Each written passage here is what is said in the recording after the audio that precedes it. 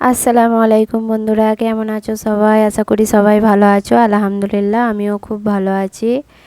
ঘরে পিৎজা বানিয়েছিলাম, সেই রেসিপিটা তোমাদের সঙ্গে শেয়ার করতে আসলাম। ভিডিওটি যদি ভালো লাগে অবশ্যই লাইক, কমেন্ট, শেয়ার, সাবস্ক্রাইব করে পাশে বেল আইকনটা অন করে দেবে। আর যদি ফেসবুক থেকে দেখে থাকো তাহলে ফলো দিয়ে রাখবে। আমি এখানে 1 বাটির মতো ময়দা নিয়েছি, তাতে 1 চামচ ইস্ট দিয়েছি, স্বাদ মতো নুন দিয়েছি, আর অল্প খাবার সোডা দিয়েছি, আর পরিমাণ মতো দই দিয়ে আমি ডোটাকে মাখিয়ে নেব। ডোটাকে আমি দুধ দিয়ে মাখাবো, পানি দেব না, হালকা কুসুম গরম দুধ দিয়ে আমি মাখাবো। অল্প অল্প করে ডোটাকে দুধ দিয়ে মাখিয়ে নিতে হবে। আমার ডোটা হয়ে গেছে, আমি ওপরে অল্প একটু তেল দিয়ে 1 ঘন্টার মতো রেস্টে রেখে দেব। আমি 1 ঘন্টা পর ফিরে আসলাম, এসে আবারও ডোটাকে আর একটু মাখিয়ে নেব ভালোভাবে। আমার ডোটা অনেকটা সফট হয়েছে।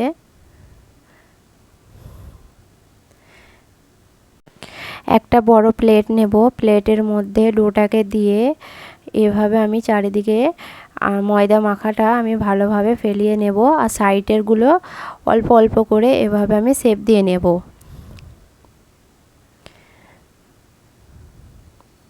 প্লেটের মধ্যে আগে একটু তেল ব্রাশ করে নেবে, তাহলে পিৎজাটা ওঠানোর সময় অনেকটা সহজ হবে, গায়ে লেগে যাবে না। আমি ভালোভাবে প্লেটে ভালোভাবে ফেলিয়ে নিলাম। এখন আমি একটু অল্প সস দিয়ে, পরিমাণ মতো সস দিয়ে আমি পুরো পিৎজার মধ্যে লাগিয়ে নিচ্ছি। অল্প সবজি কেটেছি, যে সবজিগুলো কেটেছি সেই সবজিগুলো পুরো দিয়ে দেবো। তোমরা চাইলে চিকেন দিতে পারো, পনির দিতে পারো। পিৎজা একবারই দোকানের মতো খেতে লাগে, ঘরে একবার ট্রাই করে জানাবে কমেন্ট করে। এখন আমি ওপরে চিজ দিয়ে দিচ্ছি। আমি আগে একটা গ্যাসে হাঁড়ি বসিয়ে দিয়েছি, নুন দিয়ে গরম করে নিয়েছি। নুনটা নিচে দিলে হাঁড়িটা পোড়বার ভয় থাকে না। আমি একটা স্ট্যান্ড বসিয়ে দিলাম, সাবধানে প্লেটটা আমি হাঁড়ির মধ্যে দিয়ে দেব। দিয়ে আমি ঢাকা দিয়ে আধ ঘন্টার মতো হাই ফ্লেমে আমি পিৎজাটাকে পাকিয়ে নেব। আমার পিৎজাটা রেডি হয়ে গেছে।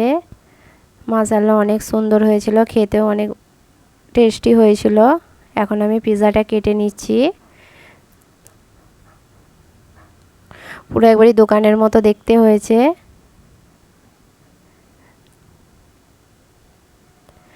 দেখা হচ্ছে আবার নেক্সট ভিডিওয়। আল্লাহ হাফেজ।